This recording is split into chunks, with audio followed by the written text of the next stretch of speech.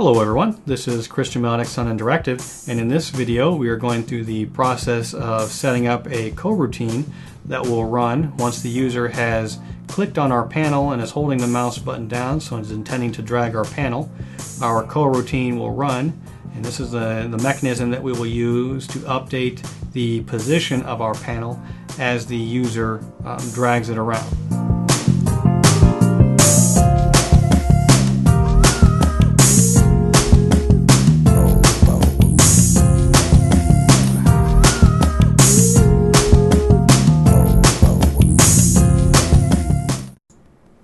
Alright, so let's go ahead and get started here.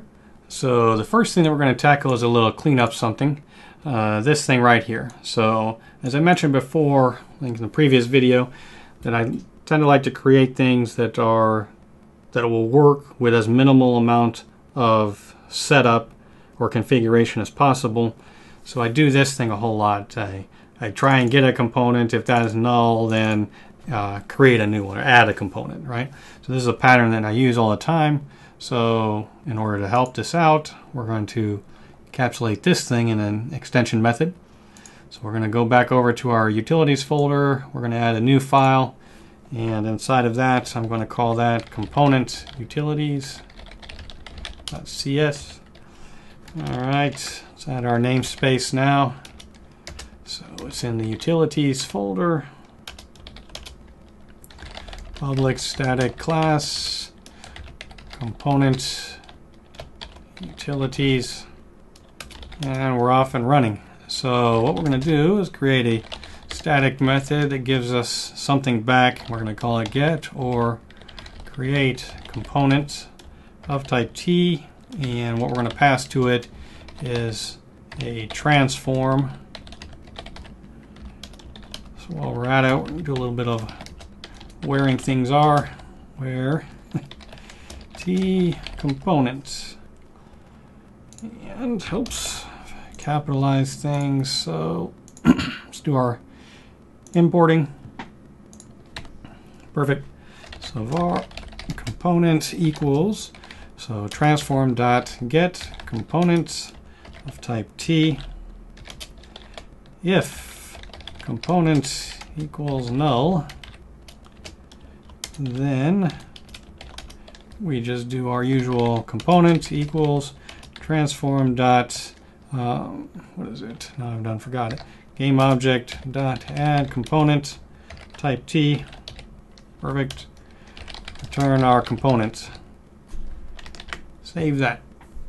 Close that. Back to our draggable behavior. So now what we'll be able to do is get rid of all of this junk here. We'll say our handle dot get or create component of type event trigger. Perfect. So now get or create, in our case of course going to create and add the triggers. Let's go ahead and save. Might as well make sure everything's still running at the time or working. So let's start our scene back up. Click up, down, up. Perfect. Everything's still working correctly. And we will head back over to our draggable behavior. So now what we need to do is to be able to have our, or some bit of our code run repeatedly in a specific set of circumstances. So in our case, when the user clicks the mouse button on top of our, in our case, panel at the moment, and they hold it down, we're going to want some code to run so that we can move the panel in response to the user dragging the mouse around. And of course, we want the code to stop running when the user releases the mouse button. And of course, there's at least a couple different ways we could do it. You know, Unity gives us sort of life cycle hooks that happen on a regular basis, like update and fixed update, but they happen all the time. As long as your game is running, the update method is going to be called, and you could have put a flag there that says the user's not dragging this now, so just skip it, ignore it. But we can be a little more precise about this, and we'll do that by creating a coroutine. So we'll start the coroutine when the user clicks on our panel, and we'll stop it when the user releases the mouse. All right, so it'll run while they're dragging our panel.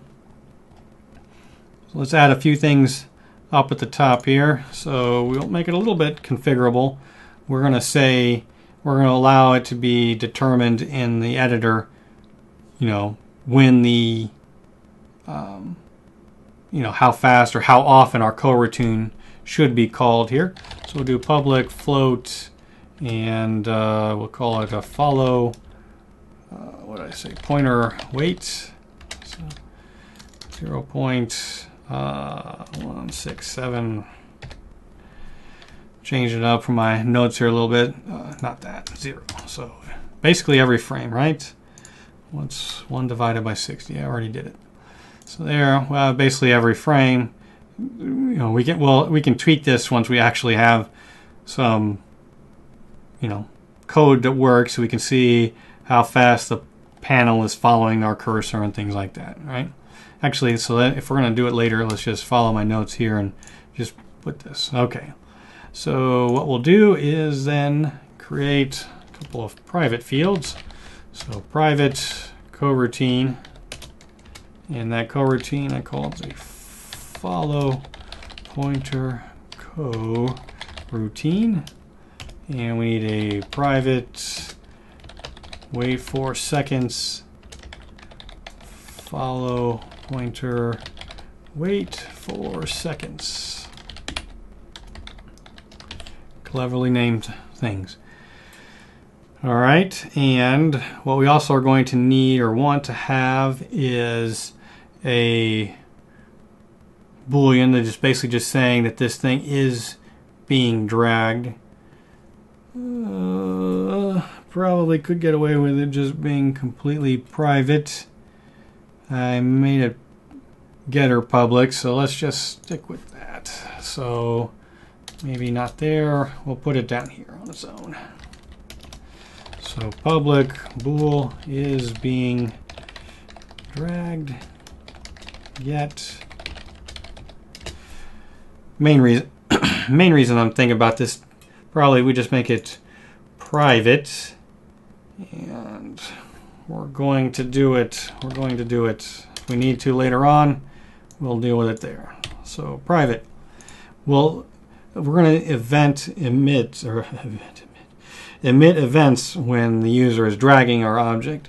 So we'll be able to notify anything that cares to listen that is being dragged at that point, as opposed to, checking this Boolean, but we'll see at the end. So what we now need is our coroutine, or the code that will be running here. And so we'll call it follow pointer. So private enumerator and follow pointer. Perfect. So we'll say while true. So once we start up, we'll keep going until if is being dragged is false. We'll be doubly sure this stuff happens or finishes. Log following, and we still need to yield return, and we'll follow wait 4 seconds. Perfect. We need to set that thing up before we get a null reference exception. So in the initialize init method here, we're going to have the follow wait 4 seconds. That's going to be new wait 4 seconds. How long? The follow pointer wait time that we've specified. So now we'll modify our on pointer down method here. So is being dragged will now be true. And we'll say the follow pointer coroutine is now start coroutine, and the code you're supposed to call there is the follow pointer. So is being dragged was false, and then we'll say if follow pointer coroutine not equal to null. We no longer need it. So now stop this coroutine. Follow pointer. All right. Perfect. So now we've stopped it. Let's save that. And now we should get some information when the user clicks and holds. And, whoop, bad me. We do need an importing. So let's save that. Clear, start it.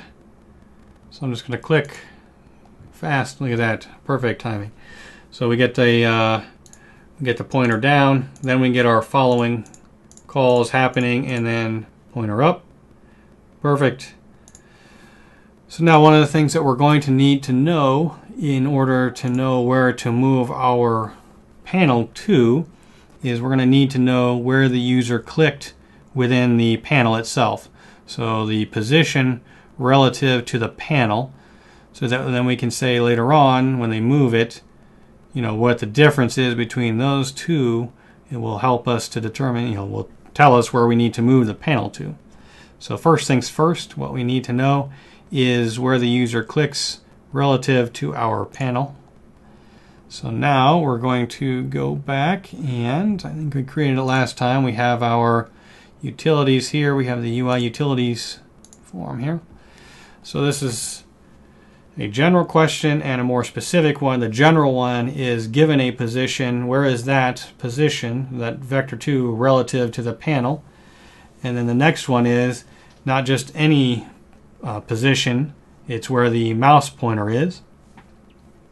So let's create a extension method that does the more general case first. So we'll call public static vector 2 and position in transform. We're going to pass in a rect transform. So now we have our rect transform. We're going to need to pass in a camera. We're also going to say which position we're interested in finding or converting to relative to our transform. Look at all these red squigglies using Unity Engine. Perfect. So now, luckily, we don't actually have to do any work here because Unity provides us a helper for that. So rect transform, that's not the one that I wanted. I need to get rid of the highlight when my mouse is over it. Rect transform utility dot screen point to local point in rectangle. That's the one we want.